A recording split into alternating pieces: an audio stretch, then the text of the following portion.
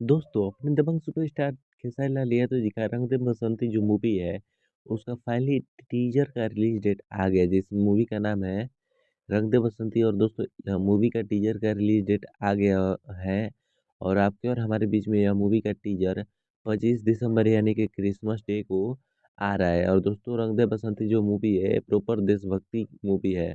और दोस्तों, यह ऐसा मूवी भोजपुरी का है कि इसका कोई भी शूटिंग क्लिप लीक भी नहीं हुआ है। और दोस्तों, यह भोजपुरी का नंबर 1 मूवी होने वाला है।